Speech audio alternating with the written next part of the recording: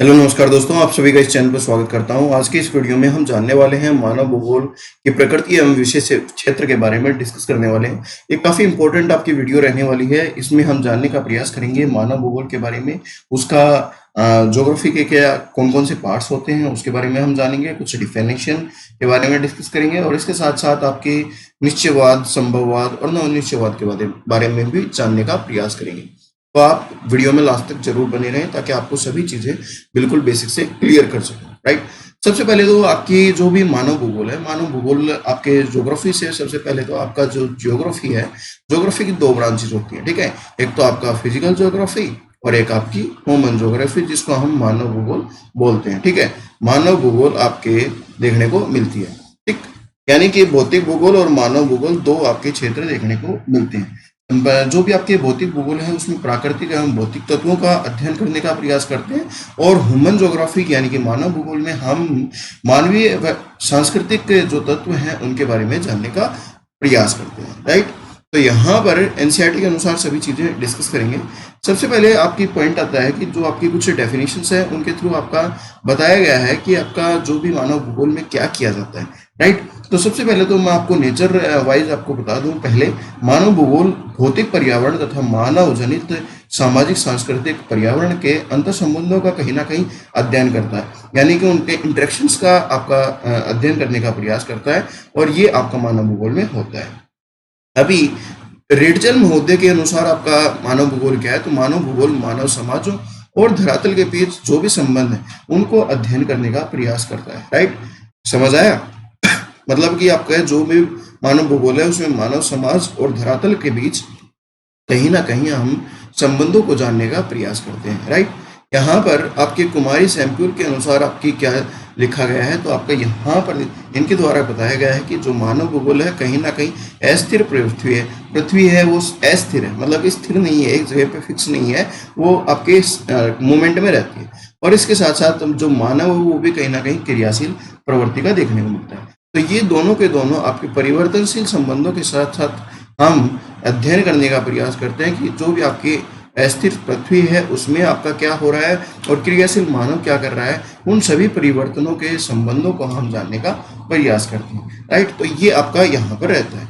इसके साथ साथ आपके जो भी मानव भूगोल के प्राकृतिकरण की बात करें या फिर प्रकृति का मानवीकरण की बात करें, नेचुरलिज्म ऑफ ह्यूमन की बात करें, तो यहाँ पर यह तीन आपकी मेन थ्योरी आती हैं। एक तो पहली निश्चयवाद, दूसरा आपका यहाँ पर जो संभववाद, और आपके नवनिश्चयवाद। ठीक है, तो पहली आपकी पर्यावरण निश्चयवाद आपकी देखने को मिलती है। पर्यावरण निश्चयवाद में क्या होता है, तो पर्यावरण निश्चयवाद में मानव शक्तियों की अपेक्षा कहीं ना कहीं प्राकृतिक जो शक्तियां हैं ना वो आपकी प्रधानता देखने मिलती है, यानी कि उनको स्वीकार किया गया है इस दर्शन के अंदर, और भौतिक वातावरण के तत्व प्रभावित करते हैं और वहाँ की चीज़ों को भी निर्धारित करते हैं। यानी कि आपका निश्चयवाद में, आपके पर्यावरण निश्चयवाद में अगर आपका दिमाग से में फोकस कराने की बात करूं तो यहाँ पर आपका सबसे ज़्यादा इम्पोर्टेंट बात यह है कि जो भी आपकी शक्तियाँ हैं वो प्राकृतिक शक्तियाँ हैं, उनकी प्रधानता मानी गई है, स्वीकार की गई है, और उसके साथ साथ भौतिक पर्यावरण कहीं ना कहीं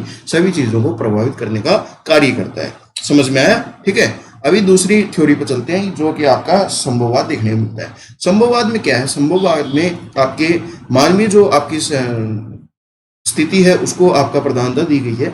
यहाँ पर आपकी प्राकृतिक शक्तियों की अपेक्षा कहीं ना कहीं मानव शक्तियों की प्रधानता को स्वीकार किया गया है, जिसके अनुसार वातावरण मानव जीवन और क्रियाओं को नियंत्रित तो करता है, लेकिन उसमें उन सीमाओं में कुछ संभावनाओं और अवसर प्रस्तुत भी करता है, जिससे मानवीय अपनी चॉइस के अनुसार अपनी काम कर सकता है, कार्य कर सकता है।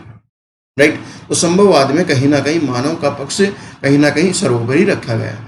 राइट, थर्ड आपके आता है नवनिश्चयवाद। नवनिश्चयवाद आपका क्या है, तो सबसे पहले तो आपका जो नवनिश्चयवाद है वो ग्रिफिथ टेलर के द्वारा ही दिया गया था। ठीक है, यानी कि जो भूगोलवेत्ता थे वो ग्रिफिथ टेलर देखने को मिलते थे। यहाँ पर अगर बात करें तो पर्यावरण निश्चयवाद में क्या था, पर्यावरण सर्वोपरि था। संभववाद में कौन था, आपका मानव संभव कहीं ना कहीं सर्वोपरि था। तो नवनिश्चयवाद में आपका क्या है, नवनिश्चयवाद में आपका ना तो आपका मानव सर्वोपरि है ना आपका पर्यावरण सर्वोपरि है। यहाँ पर इन्होंने बात कही रुको और जाओ निश्चयवाद के नाम से भी जाना जाता है। यानी कि एक बात करें तो आपका जब भी आप जाम में खड़े रहते हैं, यातायात के चौराहे पे खड़े रहते हैं, तो बत्तियां कुछ देखने मिलती हैं। जैसे आपकी रेड लाइट है, आपकी ग्रीन लाइट है, येलो लाइट है। तो रेड लाइट क्या बताता है? रेड लाइट ये बताता है कहीं ना कहीं लाल बत्ती होगी तो आप रुकेंगे, उसके बाद पीली जो लाइट है उसके इंतजार करेंगे और हरी होने का इंतजार करेंगे। ठीक है, मतलब कि आप पीली बत्ती देखने के बाद जो आपकी येलो लाइट है दिखने के बाद आप कहीं ना कहीं अलर्ट हो जाएंगे कि जल्द ही आपकी ग्रीन लाइट आने वाली है।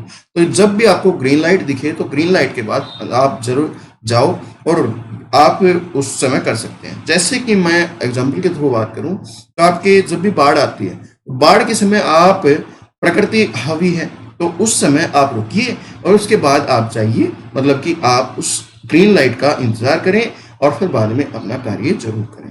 राइट, तो ये आपका जो नवनिश्चयवाद है वो आपकी संकल्पना बताने का प्रयास करता है। राइट, समझ में आया इतना? अभी मानव जो भूगोल है उसके कुछ विषय क्षेत्र हैं, ठीक है, उनके बारे में डिस्कस करते हैं। तो यहाँ पर सबसे इम्पोर्टेंट बात यह है कि आपकी जो मानव भूगोल है, मानव भूगोल, मानव का विकास, मानव विकास का विशेष क्षेत्र अगर बात करें, स्कोप की बात करें, तो जीन ब्रोन्स ने कहीं ना कहीं आपके इसको संबंधित किया गया है। ठीक है, जीन ब्रोन्स ने आपके मानव के विषय वस्तु को 3 वर्गों में या 6 प्रकारों में कहीं ना कहीं आवश्यकता तथ्यों के अनुसार विभाजित किया गया है। राइट, तो इसमें आपका क्या कहा गया है? आपका सबसे पहले मिट्टी की अनुत्पादिक व्यवसाय संबंध तथ्य हैं, जैसे मकान और सड़क मार्ग हम करते हैं तैयार, और फिर बाद में आपके पौधे एवं पशु पर मानव की विजय संबंधी तथ्य हैं, जैसे हम करते हैं कृषि और पशुपालन। इसके साथ साथ विनाशकारी आपके अर्थव्यवस्था संबंधित तथ्य हैं, जैसे हम खनिजों को निकालते हैं, पौधों और पशुओं का विनाश करते हैं। तो ये आपके कुछ संबंध होते हैं जो कि आपके मानव भूगोल में कहीं ना कहीं हम कार्य करते हैं। राइट, अभी इम्पोर्टेंट बात करें तो मानव भूगोल के कुछ क्षेत्र और उपक्षेत्र देखने को मिलते हैं जो कि आपके समय दर समय आपके कहीं ना कहीं आपके इम्पोर्टेंट रहते हैं। सबसे पहला आपका जो युग है वो आपका आरंभिक युग है। आरंभिक उपनिवेश युग अगर बात करें तो आरंभिक उपनिवेश युग में आपका सर्वप्रथम आपके ये अन्वेषण का और वितरण का कार्य हुआ था, यानी कि साम्राज्यिक और व्यापारिक रुचियां कहीं ना कहीं नई खोजों को प्रोत्साहित किया है और वो लोगों के बीच में काफी इंपॉर्टेंट आपकी चीजें निकाल कर लाते हैं। यानी कि इस समय आपकी सबसे ज्यादा खोजों का कहीं ना कहीं दौर था। दूसरा आपका उत्तर उपनिवेश युग आता है जिसमें आपके प्रादेशिक विश्लेषण की बात करते हैं, यानी कि प्रदेश के सभी पक्षों को कहीं ना कहीं प्रदेश के सभी पक्षों को विस्तृत रूप से वर्णन किया गया और वर्णन से हमें पता लगा कि आपके कहाँ पर क्या चीज़ है, कहाँ पर कौन सा प्रदेश है, कहाँ पर पृथ्वी के भाग पर पूरी समझ हमने विकसित की। राइट, थर्ड जो आपका समय है, आपका समय अवधि है, वो आपका लगभग अंतर युद्ध अवधि के बीच में 1930 के दशक का बात है, जिसमें आपके क्षेत्रीय विभेदन की बात की। क्षेत्रीय विभेदन यानी कि एक प्रदेश दूसरे अन्य प्रदेश से आपका किस प्रकार आपका भिन्न है वो जानने का प्रयास किया। राइट, तो यहाँ पर हमने समझ विकसित की कि एक प्रदेश दूसरे प्रदेश से कैसे विभिन्न आपका भिन्न है, उस चीज के बारे में हमने कहीं ना कहीं अध्ययन किया। फोर्थ आपकी जो है 1950 से 1960 के दशक के अंत तक की बात करी। यहाँ पर स्थानिक संगठन की बात कही, यहाँ पर स्थानिक संगठन की आपकी बात हुई। ये आपका समय था, इसमें आपका मात्रात्मक जो क्रांति थी वो आई और ये कंप्यूटर और जो आपकी सांख्यिकीय विधि थी कहीं ना कहीं वो विशिष्ट रूप अपनाया गया और मानचित्र और मानवीय परिघटनाओं का यानी कि भौतिकी के नियमों का कहीं ना कहीं अनुपयोग किया गया। इस समय आपके जो भी मानचित्रों का सबसे ज्यादा आपका समय आता है। फिफ्थ आपका 1970 के दशक का, यहाँ पर आपका मानवतावादी, आमूलवादी और व्यवहारवादी, यानी कि आपकी मात्रात्मक क्रांति है ना, मात्रात्मक क्रांति से कहीं ना कहीं जो लोग थे वो आपके हटकर आपकी 3 आपकी मेन आई, मानवतावादी, आमूलवादी और व्यवहारवादी। मानवतावादी में क्या था? सामाजिक कल्याण के विभिन्न पक्षों को बारे में वर्णन किया और उसके बाद साथ आमूलवादी में निर्धनता के कारण जो सामाजिक असमानता देखने को मिलती है उसकी व्याख्या करने की बात कही। और ये कहीं ना कहीं ये थ्योरी थी मार्क्स जो आपके हैं, मार्क्स के सिद्धांत का कहीं ना कहीं उपयोग भी किया गया। राइट, अब व्यवहारवादी की बात आती है तो व्यवहारवादी प्रत्यक्ष अनुभव के साथ साथ मानव जाति, प्रजाति, धर्म इत्यादि के आधार पर सामाजिक संवर्गों के बोध कराने पर जोर दिया गया था। राइट, तो 3 थ्योरी आपकी डिस्कस हुई। सिक्स्थ आपकी 1990 से का दशक है, 1990 का दशक भूगोल है शब्द ज्योग्राफी है, भूगोल में कहीं ना कहीं उत्तर आधुनिकतावाद का दौर आया। इसमें आपके जो भी कहीं ना कहीं वृत्त सामान्यकरण, मानवीय दशाओं की व्याख्या की गई और आपके स्थानिक संदर्भ में कहीं ना कहीं समझ को महत्व देने का प्रयास किया गया, उस पर जोर दिया गया। तो ये आपके मानव भूगोल का जो फर्स्ट चैप्टर है उसमें आपकी कुछ जो उपक्षेत्र हैं वो देखने को मिलते हैं, जैसे कि आपके सामाजिक भूगोल से कौन कौन से चीज़ें उपक्षेत्र आपके निकलते हैं, आपके आवासीय, जनसंख्यीय, आर्थिक भूगोल, हर एक पहलू को कहीं ना कहीं हम मानव के रिगार्डिंग जो भी जुड़ता है वो मानव भूगोल में पढ़ने का, समझने का प्रयास करते हैं। राइट, तो ये आपका इस चैप्टर में थ्योरी थी या फिर बताने का चीज़ें थी। होपफुली आपको बहुत अच्छा लगा होगा ये वीडियो। अगर वीडियो अच्छी लगी है तो आप लाइक करें और उसके साथ साथ आप कमेंट करके कोई भी डाउट होता है तो आप पूछ सकते हैं। हमें ऐसे ही फॉलो करते रहें और आगे आने वाले समय में और वीडियोज़ आपके साथ हम साझा करते रहें। धन्यवाद। जय हिंद, जय भारत।